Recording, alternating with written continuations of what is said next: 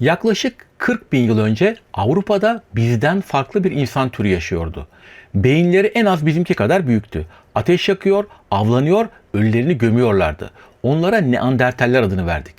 Peki böyle gelişmiş bir tür nasıl oldu da tamamen ortadan kayboldu? Onları biz mi yok ettik? İklim mi, hastalıklar mı? Yoksa çok daha garip bir cevap var mı?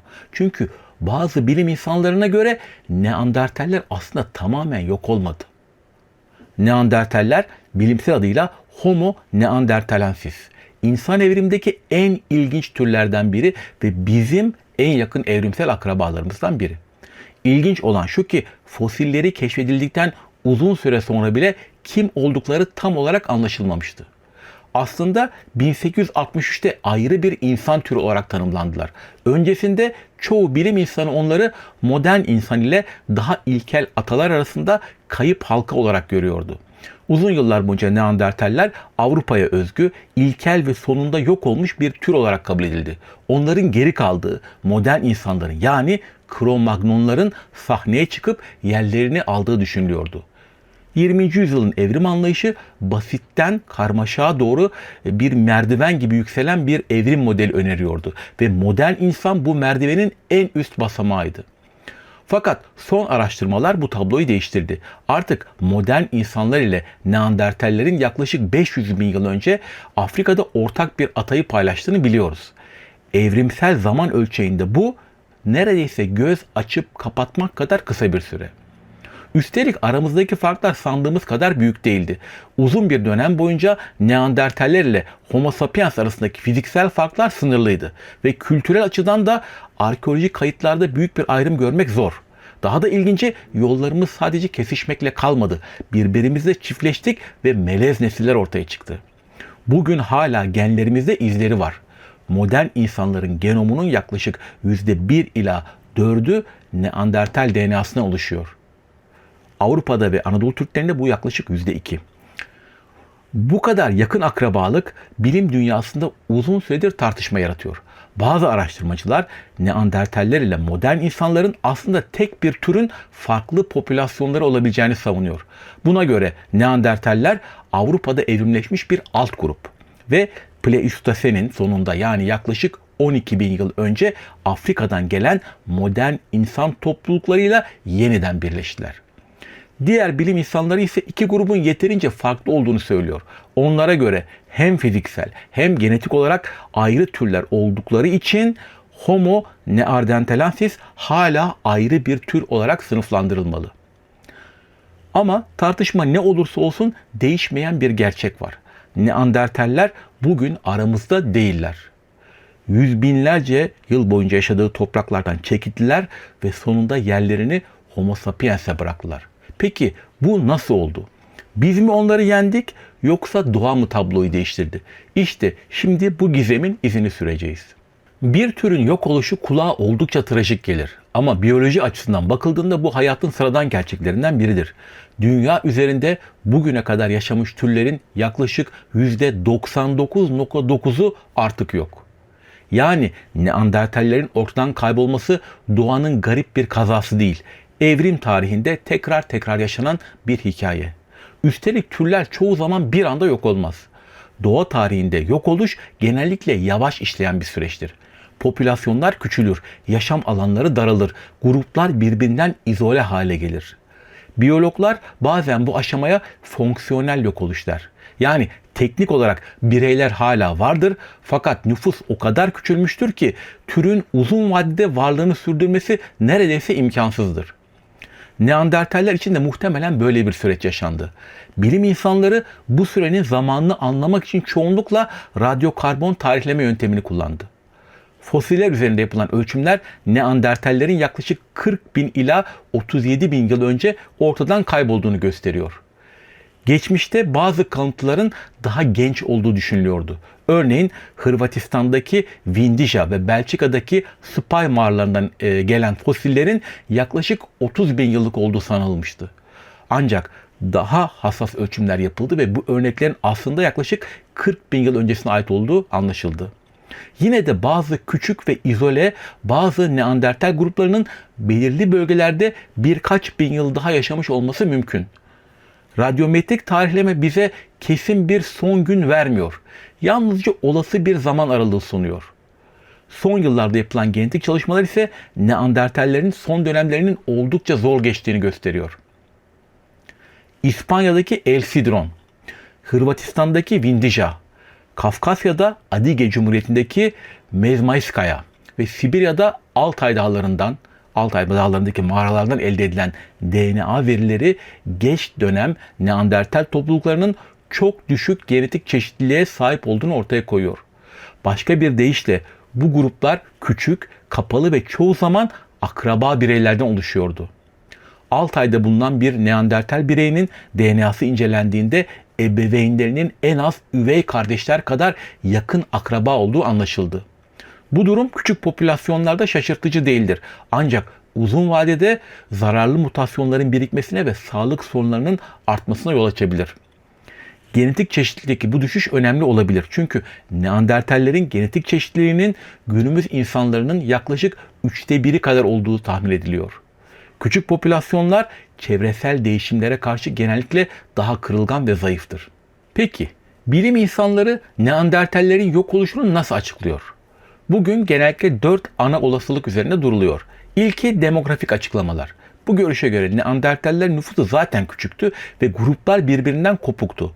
Bu durum eş bulma zorlukları, düşük doğum oranları ve akraba evliliklerinin artması gibi sorunlar yaratmış olabilir.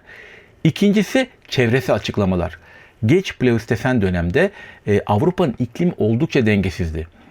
Buzul dönemleri, ani ısınmalar ve bitki örtüsündeki değişimler birçok tür üzerinde büyük baskı oluşturdu. Neandertaller bu hızlı değişimlere uyum sağlamakta zorlanmış olabilir. Üçüncü açıklama ise rekabet. Bu görüş Neandertaller ile modern insanlar arasındaki kaynak rekabetine odaklanıyor.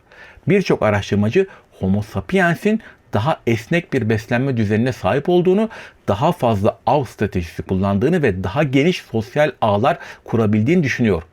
Bu özellikler zor dönemlerde önemli avantajlar sağlamış olabilir. Üstelik bir fark daha vardı. Nüfus büyüklüğü. Pleistosen sonlarında Avrasya'ya yayılan modern insan topluluklarının sayısı yalnızca birkaç bin bireyden oluşan Neandertal popülasyonlarından çok daha fazlaydı. Son olarak dördüncü bir olasılık var, melezleşme. Modern insanlar ile Neandertaller birbirleriyle çiftleşebiliyor ve verimli yani kısır olmayan yavrular dünyaya getirebiliyordu. Bu durum bazı araştırmacılara göre dramatik bir yok oluştan ziyade farklı bir senaryoya işaret ediyor. Belki de Neandertaller tamamen ortadan kaybolmadı. Zamanla modern insan topluluklarının içinde genetik olarak seyrelerek eridiler. Bugün Avrasya kökenli insanların genomunun yaklaşık %1 ila 4'ü Neandertal DNA'sı içeriyor. Bu küçük oran bile geçmişte iki insan türü arasında önemli bir gen alışverişi yaşandığını gösteriyor. Bazı matematiksel modeller eğer sayıca çok daha büyük olan Homo sapiens grupları Neandertal bölgelerine sürekli göç ediyorsa küçük ama sürekli bir gen akışının oluşacağını gösteriyor. Bu akış çok büyük olmasa bile binlerce yıl içinde Neandertal gen havuzunu giderek seyreltebilir. Hesaplamalara göre böyle bir süreç 10.000 ila 30.000 yıl içinde saf Neandertal genetiğini tamamen ortadan kaldırabilir. Yani Neandertallerin hikayesi belki de düşündüğümüz kadar trajik değildir. Belki de büyük bir felaketle yok olan bir türden ziyade başka bir insan toplumu yani bizim içimize karışarak yavaş yavaş kimliğini kaybeden bir akrabaydılar. Ama bu hikayede hala cevaplanması zor olan bir soru var. Eğer Neandertaller bize bu kadar benziyorlarsa neden bugün dünyada yalnızca biz yaşıyoruz? Uzun süre Neandertallerin yalnızca Avrupa'da yaşamış bir insan türü olduğu düşünülüyordu. Ama son yıllarda yapılan çalışmalar ve ortaya çıkan fosil bulguları bu tabloyu önemli ölçüde değiştirdi. Bugün Neandertal kalıntıları Sibirya'daki Çağırskaya ve Denisova mağaralarından İran'daki Zaros dağlarına kadar uzanan geniş bir bölgede bulunuyor. Hatta bazı taş aletler onların Orta Asya'da oldukça yaygın olduğunu ve belki de Doğu Asya'ya kadar ulaşmış olabileceğini düşündürüyor. Yani Neandertallerin hikayesi yalnızca Avrupa'ya değil, tüm Avrasya'ya yayılmış bir tarih. Buna rağmen arkeolojik kayıtlar türün son dönemlerinde yaşadığı coğrafyanın giderek daraldığını gösteriyor. Musteryen kültürüne ait bulgular özellikle Avrupa'nın güney yarısına yoğunlaşmaya başlıyor. Bu noktada İber Yarımadası dikkat çekici bir bölge. Bir dönem bazı araştırmalar Neandertallerin son topluluklarının bugünkü Endülüs çevresinde yaşamış olabileceğini düşündürmüştü. İspanya'daki Zafarraya geçidi ve Cebeli Tarık'taki Gorham mağarası buluntuları bir zamanlar Neandertallerin 33 ila 28 bin yıl öncesine kadar hayatta kalmış olabileceğini düşündürmüştü. Ancak daha yeni tarihleme çalışmaları bu kalıntıların da büyük olasılıkla yaklaşık 40 bin yıl öncesine ait olduğunu gösteriyor. Yine İberya'daki bazı arkeolojik alanlar, Cue ve Anton, Sima de las Palomas, Gruta da Oliveira ve Gorham mağarasının bazı katmanları Batı Avrupa'daki son Neandertal yerleşimleri arasında sayılıyor. Elbette bu hikaye henüz tamamlanmış değil. Gelecekte yapılacak yeni keşifler bugün bilmediğimiz başka geç dönem Neandertal topluluklarını ortaya çıkarabilir. Neandertallerin yaklaşık 350 bin yıl boyunca Avrasya'da yaşadığını biliyoruz. Bu süre boyunca dünyanın iklimi defalarca değişti. Buzul çağları geldi, sonra buzullar geri çekildi ve bu döngü tekrar tekrar yaşandı. İklim yalnızca uzun buzul dönemlerinden ibaret değildi. Çünkü soğuk stadiyal evreleri ile daha ılıman interstadiyal dönemler sürekli birbirini izliyordu. Yani çevre koşulları adeta bir sarkaç gibi bir ileri bir geri hareket ediyordu. Bu dalgalanmalar sırasında bazı bölgeler hayati önem taşıyordu. Akdeniz yarımadaları, Karadeniz'in kuzey kıyıları ve Kafkasya gibi alanlar en sert soğuk dönemlerde bile görece yaşanılabilir kalıyordu. Bilim insanları bu bölgeleri iklim sığınakları olarak adlandırır. Buzullar geri çekildiğinde yaşam çoğu zaman yeniden bu bölgelerden etrafa yayılır. Neandertaller de bu büyük ekolojik döngünün bir parçasıydı. Yaşam alanları iklimle birlikte genişliyor, sonra yeniden daralıyordu. Moleküler ve arkeolojik veriler onların tarih boyunca birkaç genişleme dönemi yaşadığını gösteriyor. Örneğin yaklaşık 130 bin yıl önce başlayan bir yayılma dalgası var. Daha sonra yaklaşık 60 bin yıl önce ikinci bir genişleme görülüyor. Fakat bu dönem uzun sürmedi. Yaklaşık 55 bin yıl önce iklim yeniden istikrarsızlaştı. Ani ve öngörülemez çevresel değişimler ard arda yaşanmaya başladı. İlginç olan şu ki Neandertaller daha önce de birçok sert dönemden geçmişti. Yani zorlu koşullar onlar için yeni değildi.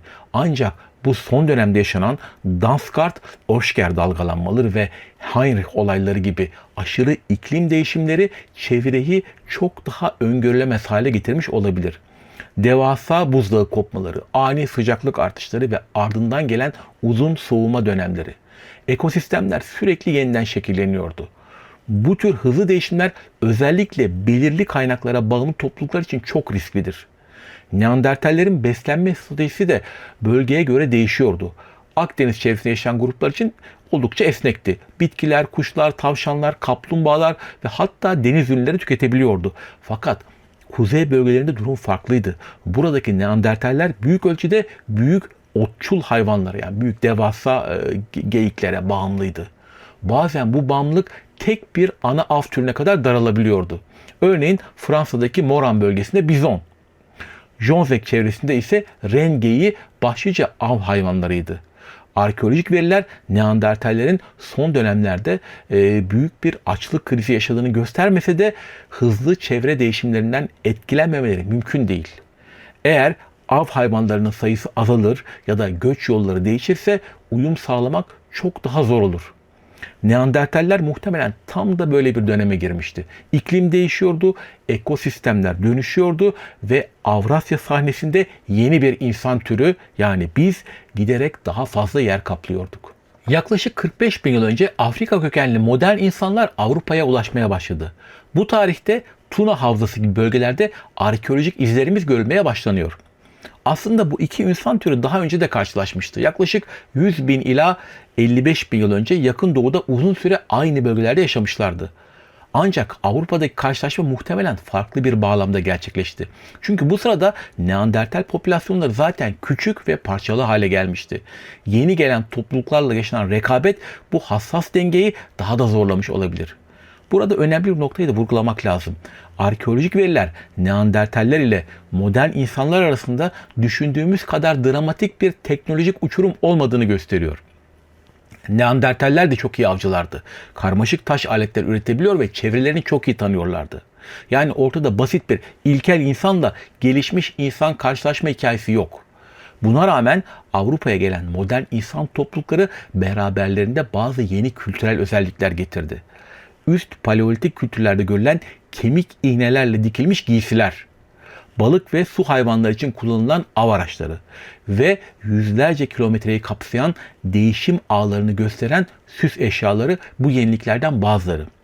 Bu tür sosyal ağlar zor zamanlarda önemli avantajlar sağlayabilir. Bir grubun avı başarısız olduğunda başka bir grupla kaynak paylaşabilmesi hayatta kalma şansını arttırır. Modern insanlar ile Neandertaller arasındaki ilişki yalnızca rekabetten ibaret değildi. İki tür zaman zaman birbirleriyle çiftleşti ve genetik olarak karıştı. Bugün modern Avrasyalıların genomunda Neandertal DNA'sı var demiştik. %1 ila 4 oranında. Fakat Sahra Altı Afrika'sında neredeyse hiç yok. Çünkü Neandertal oraya gitmedi. Peki bu genetik karışım nerede oldu? Modern insanlar Afrika'dan çıktıktan sonra Levant ve Batı Asya bölgelerinde gerçekleşti. İlginç bir ayrıntı daha var. Doğu Asya kökenli topluluklar ve Amerika'nın yerli halkları Avrupalılara kıyasla biraz daha fazla Neandertal DNA'sı taşıyor. Yani Orta Asya'da yaşayan bir Türk, Anadolu'da yaşayan bir Türk'ten daha fazla Neandertal DNA'sı taşıyor. Bu durum Asya'da ikinci bir melezleşme dalgası yaşanmış olabileceğini düşündürüyor. Genetik veriler bu karışımın tamamen sorunsuz olmadığını da gösteriyor. Özellikle X kromozomu ve üreme ile ilgili bazı gen bölgelerinde Neandertal DNA'sı oldukça seyrek. Bu da bazı melez bireylerin, özellikle erkeklerin doğurganlık sorunu yaşamış olabileceğini düşündürüyor. Neandertallerin hikayesi yalnızca modern insanlarla sınırlı değil. Aynı dönemde Avrasya'da başka bir insan grubu daha yaşıyordu. Geçen haftaki programda ele aldığımız Denisovalılar. İzlemediyseniz izleyin. Bu gizemli insan grubu adını Sibirya'daki Denisova mağarasına alıyor. İlginç olan şu ki onlara ait fiziksel kanıtlar son derece az. Bir iki kafatası, birkaç diş ve bir küçük parmak kemiği. Ama bu küçük kemik parçasının DNA'sı bilim insanlarına yepyeni bir insan soyunu keşfetme fırsatı verdi. Genetik veriler Denisovalıların oldukça geniş bir genetik çeşitliliğe sahip olduğunu gösteriyor. Bu da onların muhtemelen Neandertallerden çok daha büyük bir nüfusa sahip olabileceğini işaret ediyor. Denisovalılar da modern insanlarla melezleşti. Bugün Melanezya ve bazı Güneydoğu Asya topluluklarının DNA'sında %4 ila 6 oranında Denisova genomu çıkıyor. Genetik çalışmalar modern insanlar, Neandertaller ve Denisovalıların ortak adasının en az 800 bin yıl önce yaşadığını gösteriyor. Bu nedenle insan evrimi basit bir soy ağacına benzemiyor. Daha çok dalları birbirine dolanan karmaşık bir çalı gibi görünüyor. Ve Neandertaller bu çalının en önemli dallarından biriydi. Neandertaller ile modern insanların gerçekten bir arada yaşadığının en somut kanıtlarından biri hibrit fosiller. Romanya'daki Peştera Q-Oase yani kemikler mağarasında bulunan ve Oase 1 olarak bilinen çene kemiği hem Neandertal hem de Homo sapiens özelliklerini birlikte taşıyor. Bulgaristan'daki Başokiro mağarasından elde edilen insan kalıntılarının DNA'sı incelendiğinde ise bu bireylerin soy ağacında yalnızca 6 ila 10 nesil önce bir Neandertal atası olduğu ortaya çıktı. Ama daha çarpıcı bir örnek de var. 2012'de Denisova mağarasında bulunan genç bir bireyin DNA'sı incelendiğinde bilim insanları şaşırtıcı bir gerçekle karşılaştı. Deni adı verilen bu genç kızın annesi Neandertal, babası ise Denisovalıydı. Deni ise ilk kuşak melezdi. Yani iki tür yalnızca karşılaşmamıştı. Gerçekten aile olmuşlardı. Ve bu karşılaşmaların sonuçları bugün hala bizimle birlikte yaşıyor. Modern insanların genomunda Neandertallerden miras kalan genler bulunuyor. Bugün dediğim gibi biraz önce Sahra Altı Afrikası dışındaki insan popülasyonlarında %2 ila 4 oranında Neandertal DNA'sı var. Bu oran küçük görünebilir ama bu genler yalnızca tarihsel bir iz değil. Bazı fiziksel özelliklerimizi de etkiliyor.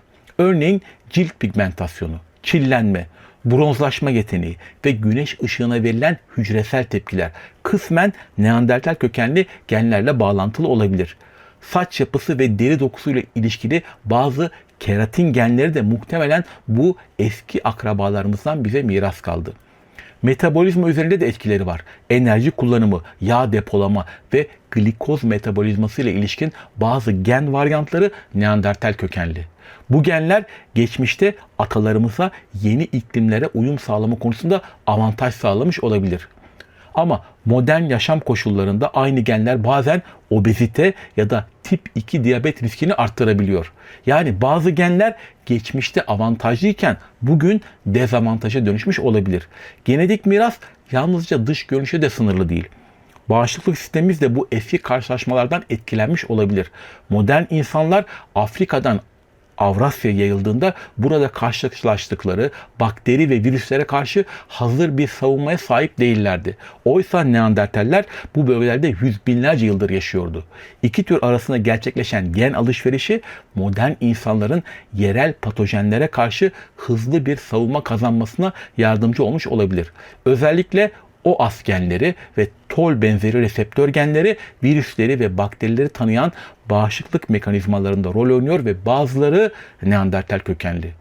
İlginç olan şu ki bu genetik miras modern pandemilerde bile iz bırakıyor. Bazı Neandertal kökenli gen varyantlarının COVID-19 gibi viral hastalıklara karşı koruyucu olabildiği, bazılarının ise hastalığın daha ağır geçirme riskini arttırabildiği ortaya çıktı. Ancak güçlü bir bağışıklık sistemi her zaman avantaj değildir. Aynı genlerin bazı durumlarda otoimmün hastalıklara yatkınlığı arttırabileceği de düşünülmektedir. Sözün özü, Neandertaller tamamen kaybolmuş bir tür olmayabilir. Onların bir kısmı bugün genlerimizde yaşamaya devam ediyor. Yine de iki tür arasında belirgin fiziksel farklılıklar vardı. Neandertallerin kafatası daha uzun ve basıktı. Belirgin kaş kemerleri, öne doğru çıkıntılı bir yüz yapısı ve büyük bir burun dikkat çekiyordu. Alt çenelerinde modern insanlarda gördüğümüz belirgin çene ucu yoktu. Diş kökleri daha genişti ve çene yapısında diş hekimlerinin retromolar boşluk dediği karakteristik bir aralık bulunuyordu. Vücut yapıları da oldukça farklıydı. Neandertaller genellikle daha kısa, daha tıknaz ve daha güçlü bir iskelet yapısına sahipti. Göğüs kafesleri genişti, kolları ve bacakları ise daha kısaydı. Birçok araştırmacı bu özelliklerin soğuk iklimlere uyum ile ilişkili olduğunu düşünüyor. Kısa uzuvlar ve geniş gövde vücudun ısı kaybını azaltabilir. Büyük burun yapısı ise solunan havayı ısıtıp nemlendirmeye yardımcı olabilir. Ancak bütün bu farklara rağmen Neandertaller ve modern insanlar birbirine şaşırtıcı derecede yakındı. Belki de bu yüzden karşılaştıklarında yalnızca rekabet etmediler. Zaman zaman birbirleriyle karıştılar. Antik DNA çalışmaları Neandertal topluluklarının çoğunlukla küçük gruplar halinde yaşadığını gösteriyor. Bu durum zaman zaman akraba evliliklerine ve genetik sorunlara yol açmış olabilir. Yine de bu gruplar tamamen izole değildi. Genetik veriler özellikle kadınların farklı gruplar arasında taşındığını gösteriyor. Bu muhtemelen akraba evliliği riskini azaltan bir sosyal stratejiydi. Burada Homo sapiens ile önemli bir fark ortaya çıkıyor. Modern insanlar yani Homo sapiens çok daha geniş sosyal ağlar kurabiliyordu. Bu tür ağlar da zor dönemlerde hayatta kalma açısından büyük bir avantaj sağlıyordu. Ayrıca Neandertal yaşamı fiziksel olarak da çok zordu. İskeletlerde görülen, Neandertal iskeletlerinde görülen çok sayıda kırık ve yaralanma hem erkeklerin hem de kadınların büyük hayvan avına aktif olarak katıldığını gösteriyor.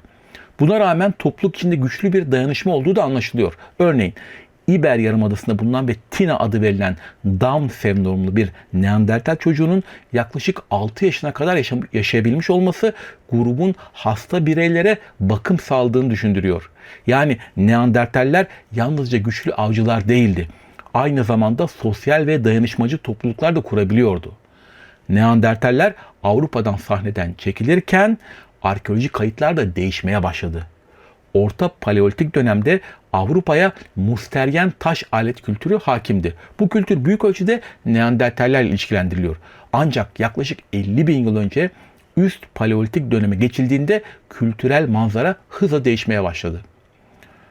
Orignacian, Solitrean ve Magdalenian gibi kültürler artık Avrupa'nın büyük bölümünde görülüyordu. Bu geçiş döneminde ise ilginç ara kültürler ortaya çıktı. Châtel-Perronien, Uluzyan ve Bohnisyan. Bu kültürlerin bazıları Neandertallerle, bazıları ise modern insanlarla ilişkilendiriliyor. Bu durum iki tür arasında artan temasın ve bilgi alışverişinin kültürel yenilikleri hızlandırmış olabileceğini düşündürüyor. Ayrıca uzun süre Neandertallerin soyut düşünme yeteneğine sahip olmadığı farz ediliyordu.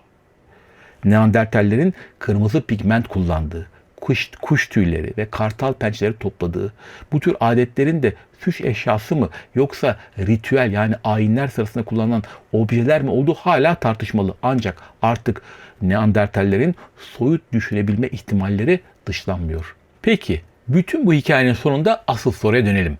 Neandertaller gerçekten neden yok oldu? Sağlıklı ve geniş popülasyonlara sahip türlerin ortadan kaybolması genellikle büyük felaketlerle ilişkilidir. Dünya tarihinde bunu kitlesel yok oluşlarda görüyoruz. Ama Neandertallerin hikayesi muhtemelen böyle değildi.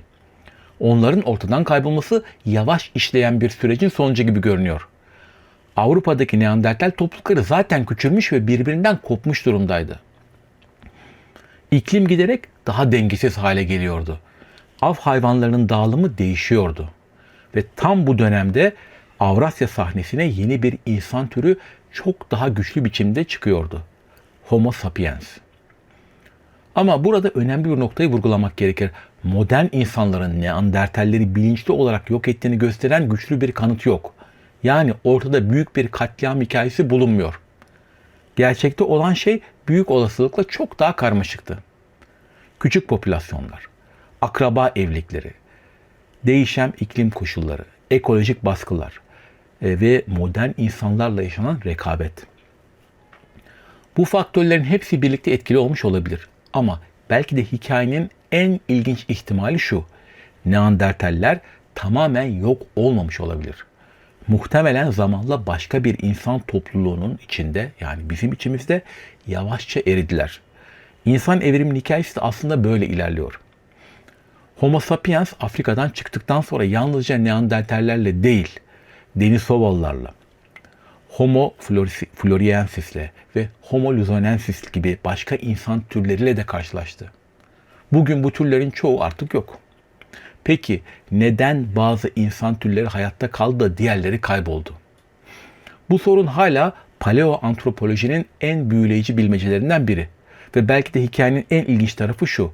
Eğer tarih birazcık daha farklı gelişseydi bugün dünyayı yalnızca biz değil, birden fazla insan türü paylaşıyor olabilirdi.